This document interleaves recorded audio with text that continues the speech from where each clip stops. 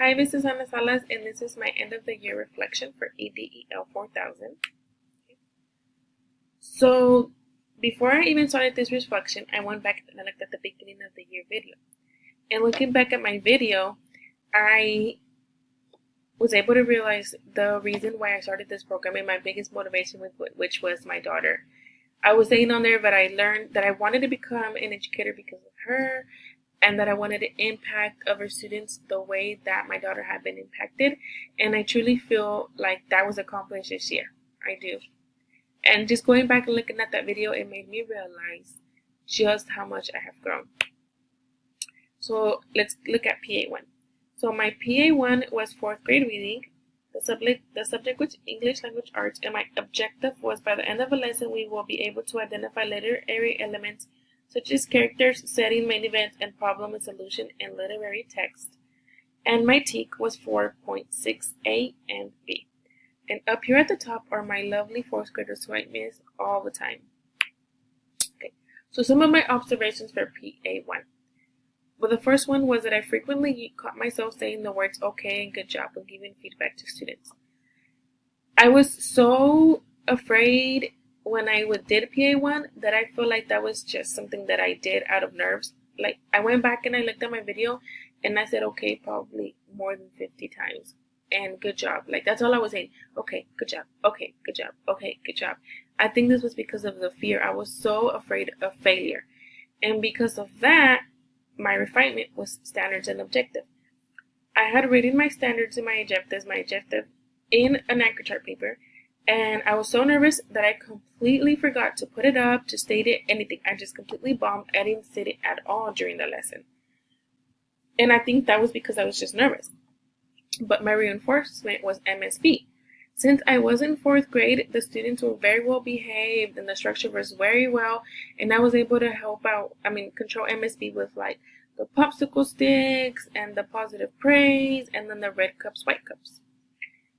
How did I feel after it was done? Relieved. I was so happy. I knew that it was hard and I knew that it was a lot of work, but that I could do it. So some of the connections that I made from PA1 to the NIET was that even though it may seem long and dreadful at the beginning, all of its aspects really do connect with each other.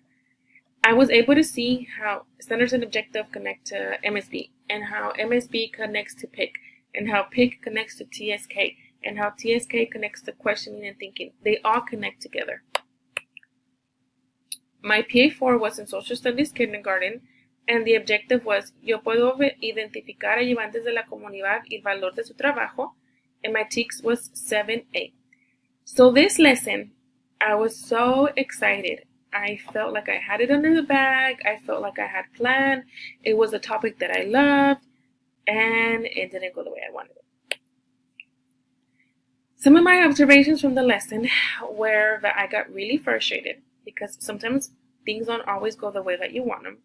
And even though I planned everything for the lesson, I planned what I would say, what I would ask, the way I would talk to students. I included modeling. I included different types of anchor charts. Everything I did, it went wrong. And the reason was that it went wrong was because I didn't take time into consideration and some of the different needs of my students. And because of that, my refinement was MSB. My students were, I wouldn't want to say out of control, but they definitely were all over the place. And I feel like I had opportunities to bring them back in, but since I was frustrated because it wasn't going the way that I wanted it to, I just completely blanked out. And my reinforcement was instructional plans, because like I said, I spent so much time based on TSK planning for my students' needs. Based on that pre-assessment, I felt like I had it in the bag and I felt like I was very prepared, but things don't always go the way you want them.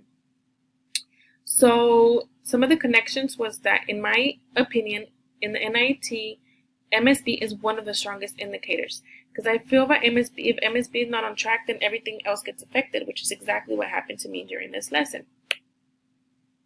So like I said, my refinement for PA4 was MSB, and that was a really tough pill for me to swallow, especially because I had been really working hard with the students, and this was me with the ducks the whole year, the whole semester, just struggling with them. That was me on PA4. And I had to really work hard and think about best practices and what I could do for MSB. And I can genuinely and confidently say that by the end of the year, this was me with my students. They were able to walk in the hallway without me having to be after them. They were able to follow simple instructions. They were able to switch centers. So I felt like that was one of my growths. So like I said, even though I expected this, like I did in 4th grade, but I got this, I feel like I grew in MSB because I still put a lot of work into it and I use those best practices. Other things that I feel like I grew in were data. In my 2nd semester in my kindergarten classroom, I was able to track data along with my teacher. I also grew in TSK, teacher-student knowledge. I was able to plan for my students, for the type of learner that they were, for their levels, because I was involved in data and I was involved in instructional plans. That was another one of my growths. I felt like I knew the students better in kindergarten, their needs. So when did you really feel like a teacher? There were 2 instances in each grade level that I felt like a teacher. For 4th grade, I would have to say that I felt like a teacher the last 2 weeks of that semester. Up until then, I was allowed to teach every single day. However, it wasn't up to me what I taught, what I said, or what I did. It just was kind of like, here you go, do this, and say nothing else. But the last 2 weeks, I was given the opportunity by my mentor to completely take over the classroom, walk the students to lunch, pick them up, everything. Everything was under me. The students were not allowed to ask for anything. It was Miss Salas, and that was it. And for the first time, I felt like a teacher. I couldn't run to anybody. I couldn't ask anybody for help. I had to figure it all out, and that's exactly what I did. And by the end of week 2, I was like, I got this.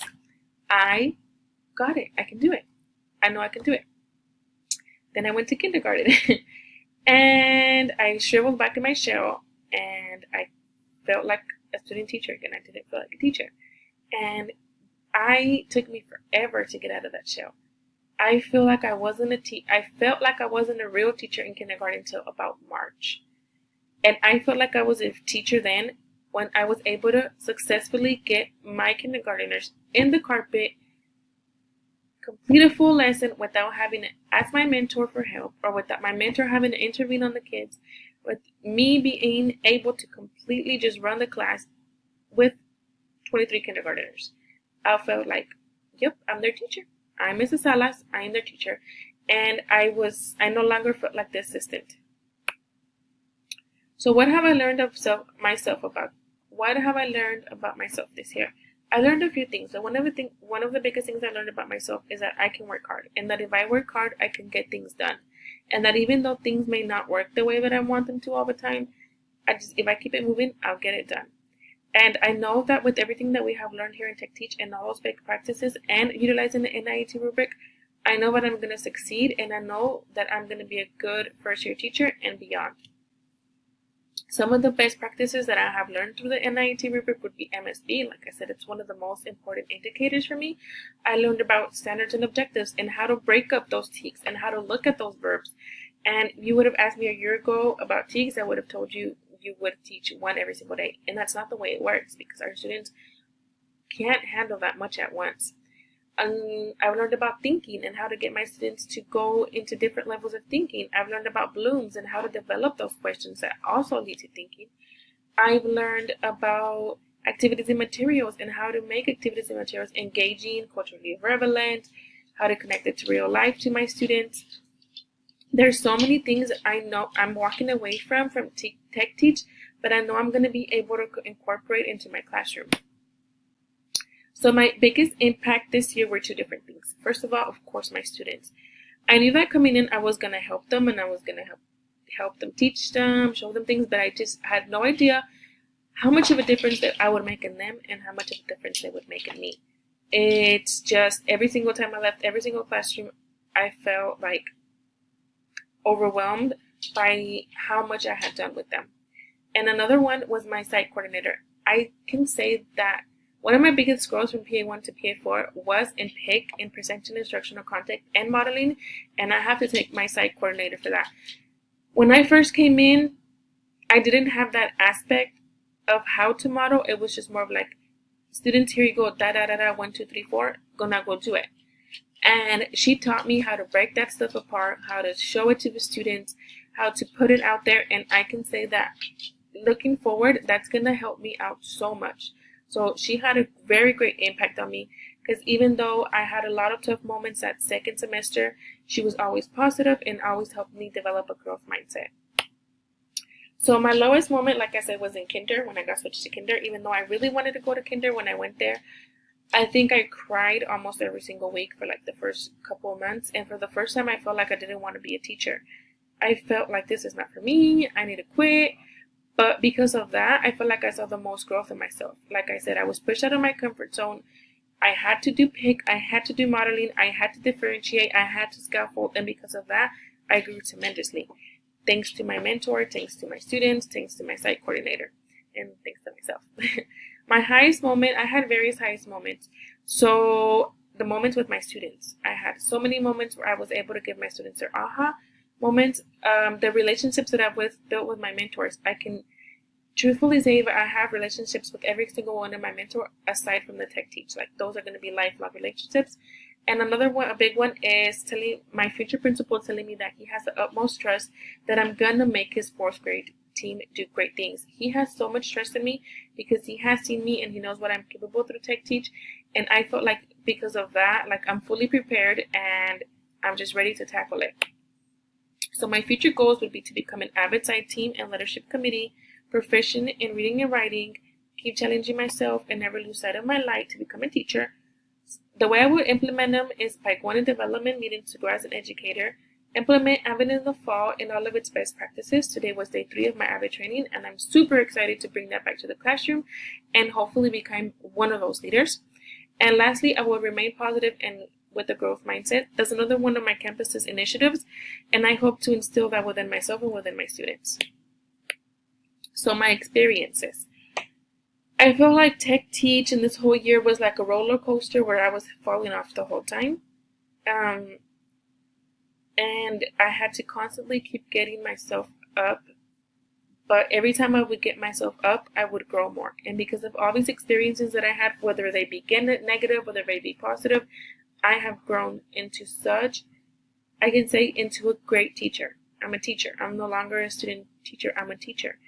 And those experiences go from dealing with IPs to SPED, but to dealing with GTs, to dealing with rough classrooms, to dealing with good classrooms, to dealing with bad MSB, to dealing with instructional plans. Like, I've had so many experiences that I'm going to walk away with and be fully prepared. And because of all those experiences, I'm going to be Mrs. Salas, 4th grade dual language, room 209 in Carter Park Elementary in the fall. And I'm so excited. So my next stop is graduation. So keep calm and reckoned.